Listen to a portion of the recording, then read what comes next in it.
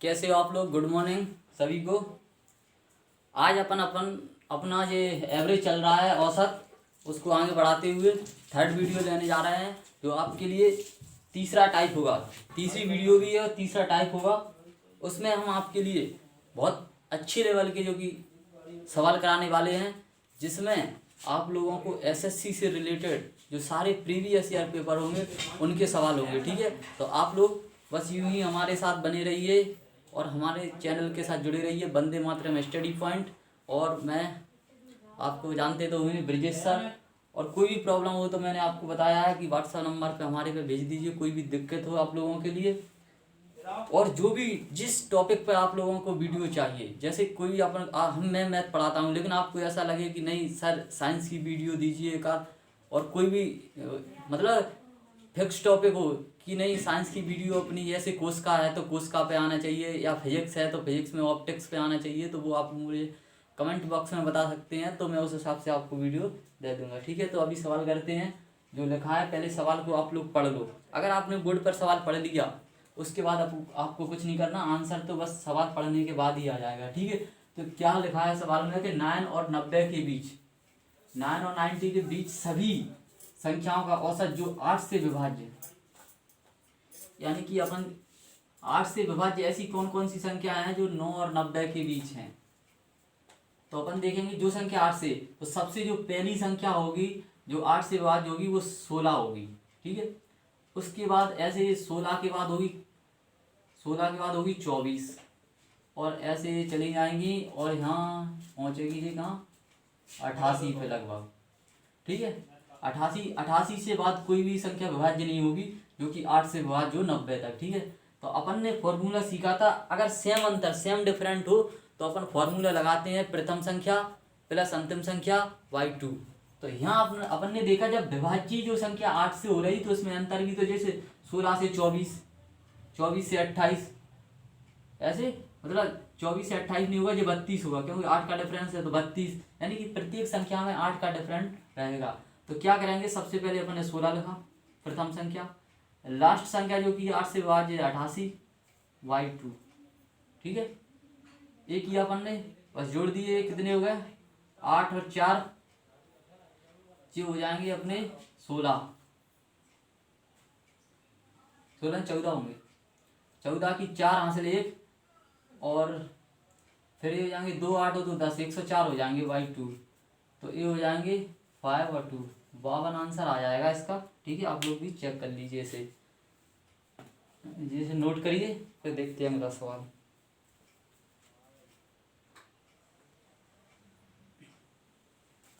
तो अपन आप लोगों ने देखा था जो अपन ने सवाल पढ़ा था, और अब इसका दूसरा सवाल सेम मतलब सेम विधि का इसलिए बता रहा हूँ कि एक आध सवाल से अगर आप लोगों को कराऊंगा तो क्लियर नहीं हो पाता, इसलिए सेकंड सवाल भी सेम बेस्ड पर आप लोग इसे पढ़िए कि 8 और 74 के बीच सभी संख्या जो कि 7 से विभाज्य हो। दोस्तों अगर कोई संख्या किसी संख्या निश्चित संख्या से विभाज्य हो रही तो वो समझ लो इसका डिफरेंट है। क्यों है कि वो मैंने आपको पहले ही बताया था कि जैसे 8 9 10 ऐसे लगातार कोई संख्या जा रही है और 74 तक। अब इनमें से ऐसी कौन कौन सी संख्या है जो 7 से विभाज्य है, तो 8 में से 8 से ऊपर जो संख्या आएगी उसमें से 14 मिलेगी जो कि 7 से विभाज्य होगी, पहली संख्या। 14 के बाद अपन को मिलेगी कितनी 21, और ऐसे मिलती जाएगी आगे तक लगातार, मतलब 7 के डिफरेंट में मिलती जाएगी। और ये 74 से पहले जो अपनी संख्या होगी वो लगभग 70 होगी, 70 संख्या होगी, तो ये अंतिम संख्या हो गई, ये फर्स्ट हो गई। और सेम अंतर यानी सेम डिफरेंट 7 का चल रहा है, तो अपन क्या लिखेंगे, यहाँ 14 लिख देंगे, यहाँ 70 लिख देंगे, यहाँ 2 लिख देंगे। ठीक है, तो जैसे ही अपन ने 84 हो गया y2, तो अपना आंसर आ गया 42। नोट करिए आप लोग, तो आप लोग नोट कर लिए। ठीक है, फिर अपन देखते हैं अगला सवाल। सवाल पढ़ लीजिए, आशा करते हैं कि आप लोगों को अच्छे से समझ में आ रहा होगा, क्योंकि दोस्तों हम इस तरीके से आप लोगों को पढ़ाना चाहते हैं कि बेसिक लेवल आप लोग कितने भी कमज़ोर बनेगा, कितने भी आप लोगों ने 9 10 या 11 12 में पढ़ाई नहीं की, लेकिन आप हमारी वीडियो को देखिए तो आपको ऐसा लगेगा कि नहीं हाँ समझ में आ रही है, तो ही आप लोग वीडियो को लाइक करिए और शेयर कीजिए। बाकी अलावा हम नहीं चाहते कि किसी को हमारी वीडियो से अगर बेनिफिट नहीं मिलता है तो आप लोगों को परेशानी होने की ज़रूरत नहीं है। दोस्तों हमने ये अपना चैनल केवल उन लोगों के लिए खोला है जो असहाय लोग हैं, जो नहीं पढ़ सकते, बाजार में पैसा नहीं दे सकते, उन और लॉकडाउन चल रहा है, सब लोग अपने घर पर रह रहे हैं, तो घर बैठे उनको सुविधा कैसे दी जाए, इसलिए हमने ये अपना चैनल के लिए आप लोगों के लिए खोला है। इससे हमें कोई फ़ायदा नहीं है, कोई प्रॉफिट नहीं है, केवल आप लोगों की भविष्य के लिए है। ठीक है दोस्तों, अब सवाल देखिए क्या है कि ABCDE 5 क्रमागत विषम संख्याओं का औसत क्या होगा। आप इन संख्याओं को अगर औसत निकाल के, कोई भी विधि आपने अभी तक सीखी हो, लेकिन आप हमसे सीखिए कि किस तरीके से इन संख्याओं को अपन ज्ञात कर सकते हैं। तो कैसे कर सकते हैं, कितनी संख्या दीजिए, A, B, C, D, E। ठीक है, ये दिए हैं। मैंने जब फर्स्ट वीडियो बताई थी तो एक फॉर्मूला बताया था, उसमें 5 विधियां बताई थी मैंने। तो उनमें से सबसे पहली विधि लगाएंगे अपन। क्या सबसे पहले क्या लिखना है, पहली संख्या, पहली संख्या और एवरेज, एवरेज याद कर रहा है इसका, तो पहली संख्या। फिर अपन यहाँ लिखेंगे प्लस रिमेनिंग बचे हुए पद, बचे हुए पद। ये तो फॉर्मूला लिखा रहा, अपन तो डायरेक्ट करेंगे बचे हुए पद, पदों की संख्या। ठीक है, बचे हुए पदों की संख्या ऐसे करके। और यहाँ अपन करेंगे डिफरेंट, डिफरेंट यानी अंतर कितना है, अंतर बाई 2। दोस्तों मैं लिखूंगा हिंदी में, लेकिन थोड़े जो वर्ड हैं वो इंग्लिश में बोल दिया करूंगा। ठीक है, तो ये फॉर्मूला हमें अपन जैसे ही ऐसा कोई सवाल होगा, या अभी तक अपन ने जो भी सवाल सॉल्व किए वो इस फॉर्मूले से भी सॉल्व हो सकते थे, लेकिन उसमें इनकी ज़रूरत नहीं पड़ी, बहुत आसानी से सॉल्व होगा, इसलिए इसकी ज़रूरत नहीं पड़ी। लेकिन ये सवाल क्या है, थ्योरी बेस्ड है। थ्योरी बेस्ड है तो अपन को ये फॉर्मूला लगाना पड़ेगा, और फॉर्मूला नहीं है ये, तो आपको बस याद रखना है कि कैसे अपन सॉल्व कर सकते हैं। तो कैसे कर सकते हैं, पहली संख्या लिखी। ठीक है, रिमेनिंग टर्म, बचे हुए पदों की संख्या, कितने पद बचे, 4 पद बचे या नहीं बचे, तो 4 पदों की संख्या कितने बचे, 4। ठीक है, इनटू अंतर कितना है इनका, देखो सब में 1 का अंतर है, लगातार संख्या क्रमागत है, 1/2 काट देंगे अपन यहाँ। तो अपना जो आंसर होगा, जो अपना एवरेज होगा, ये +2 होगा। ठीक है, ये विधि आपको कोई बताने वाला नहीं है, क्योंकि ये आज तक जब किसी को पता हो जब तो। हम लोगों ने अगर पढ़ाई की है, जो बड़े टीचरों से पढ़ रहे हैं उन लोगों से हमने सीखा है, इंदौर या दिल्ली जहाँ भी हमने रहा है वहाँ से हमने सीखा। तो ये विधियाँ आप लोगों को बता रहे हैं, ऑथेंटिक हैं, कोई ये वो नहीं है अपना कि आप लोगों को लगे कि ये ट्रैक है। ठीक है, तो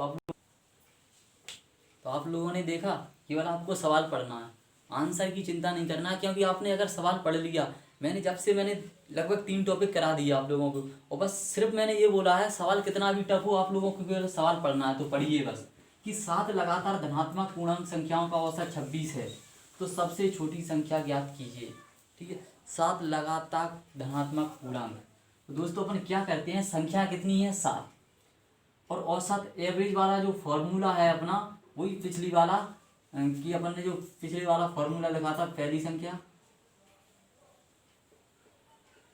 संख्या प्लस बचे हुए पद, बचे पदों की संख्या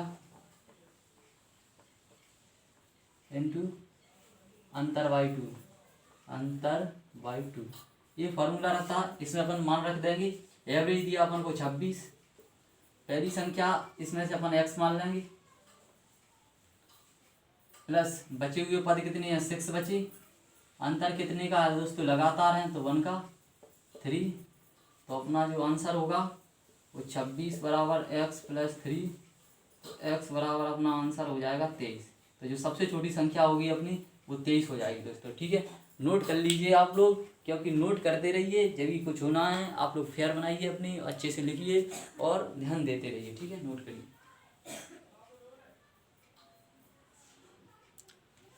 तो सवाल तो दिख ही रहा है आप लोगों के लिए। सवाल को पढ़िए, क्या लिखा है कि 3 क्रमागत सम संख्याओं का औसत ये है, यदि अगली 5 सम संख्याओं को शामिल किया जाता है तो इन 8 संख्याओं का औसत क्या है। दोस्तों मैंने आपसे बोला है आप सवाल पढ़िए। सवाल देखने में आपको बड़ा लग रहा होगा, लेकिन सवाल आप लोगों के हिसाब से बहुत छोटा होगा, क्योंकि हम आपके सामने खड़े हैं और हम आपको बताते हैं कि इसे किस प्रकार सॉल्व कर सकते हैं। तो किस प्रकार सॉल्व करेंगे इसे, कि इन्होंने कहा कि 3 क्रमागत सम संख्या औसत ये है, तो मतलब 3 का तो इन्होंने औसत दे ही दिया। जो एवरेज बराबर अपन फॉर्मूला लिखेंगे उनमें 3 का एवरेज उन्होंने ये दे दिया।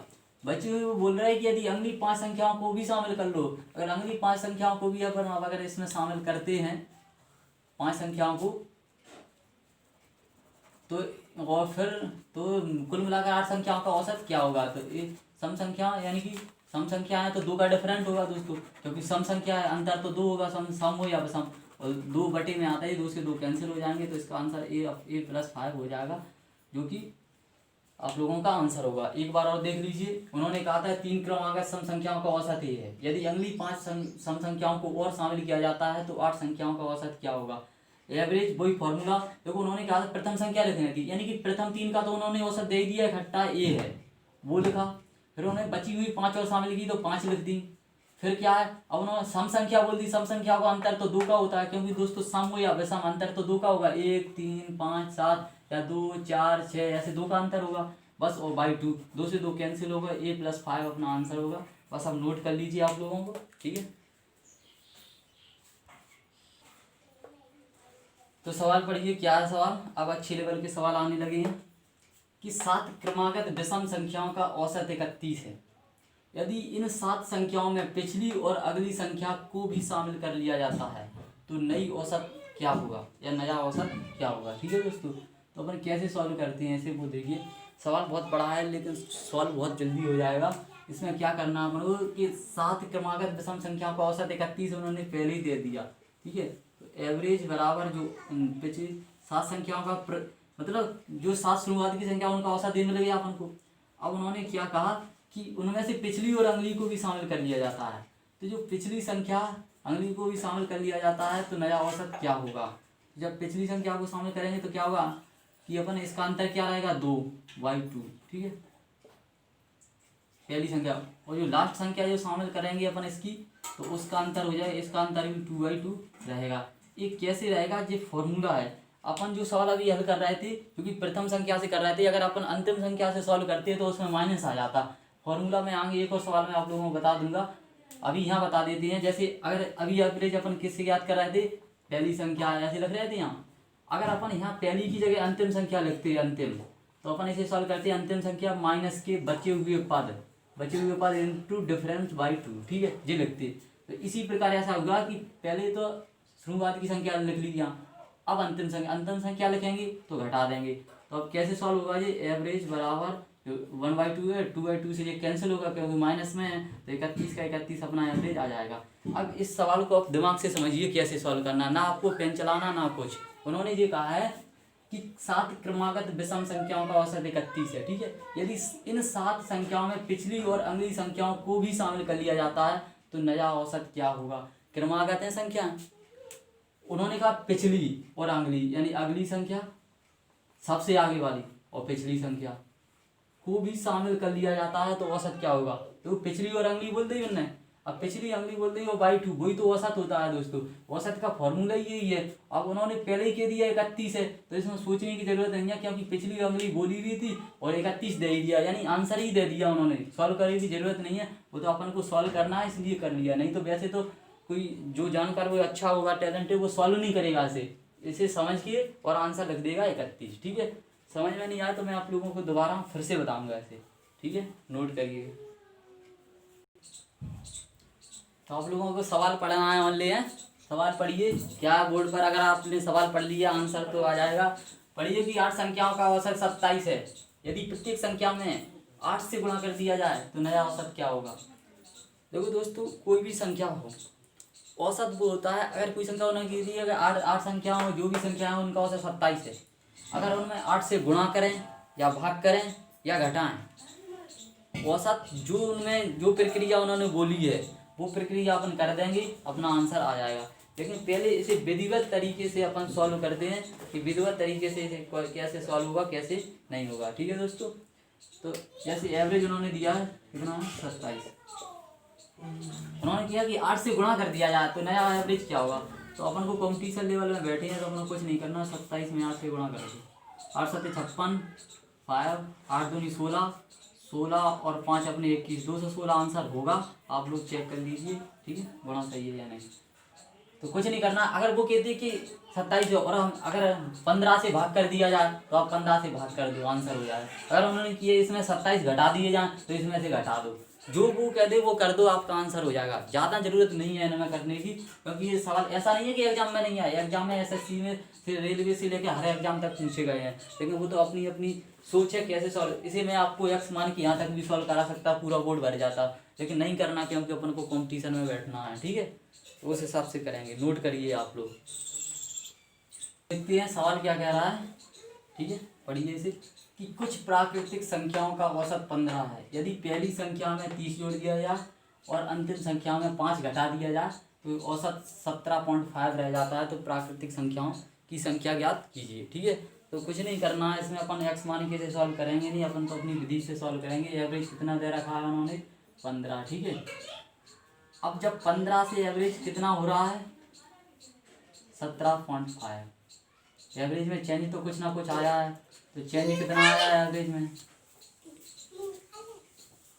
चेंज कितना आया है एवरेज में, 2.5 का आ गया। 2.5 का एवरेज में चेंज आ गया, तो अपन यहाँ एवरेज चेंज एवरेज बराबर लिखेंगे, चेंज एवरेज चेंज एवरेज लिखेंगे। तो क्या करना है इसमें, अपन को कुछ नहीं किया। चेंज एवरेज बराबर चेंज कितना है, शुरुआत में पहली संख्या कितना है, 30, 30 घटाना है, अंतिम संख्या 5। ठीक है, बटे एन, पता नहीं है कितनी संख्या है तो अपन ने एन लिख दी। एवरेज का मतलब ही यही रहता है। ठीक है, एन लिख दी। तो चेंज एवरेज कितना है, 2.5। 30 में -5, 25 बचे अपॉन 9। तो ये कितना हो जाएगा, अगर यहाँ से अपन ये हटा देंगे पॉइंट तो यहाँ एक जीरो लग जाएगा। तो ये जीरो लग जाएगा तो ये इससे काट दो तो ये कटेगा 10 बार। तो n बराबर 10 अपना आंसर हो जाएगा। 10 प्राकृतिक संख्याएं हैं जिनका औसत इतना है। ठीक है, नोट कर लीजिए आप लोग, नोट कर लीजिए। और आज की क्लास अपन यहीं पर समाप्त करते हैं, क्योंकि दोस्तों समय का अभाव होने के कारण हम लोगों वीडियो में थोड़ी दिक्कत आती है, और जो हमारे साथी हैं वो भी क्लास लेते हैं। तो आप लोग बस पढ़ते रहिए और चैनल को ज़रूर शेयर करिए, सब्सक्राइब। ये वंदे मातरम स्टडी पॉइंट। कोई भी दिक्कत हो तो मोबाइल नंबर है, इस पर आप मुझे व्हाट्सअप भी कर सकते हो। ठीक है, ये व्हाट्सअप नंबर है अपना, इस पर व्हाट्सअप कर दो। कोई भी सवाल हो तो मैं इसका आंसर आपको दे दूँगा। ठीक है।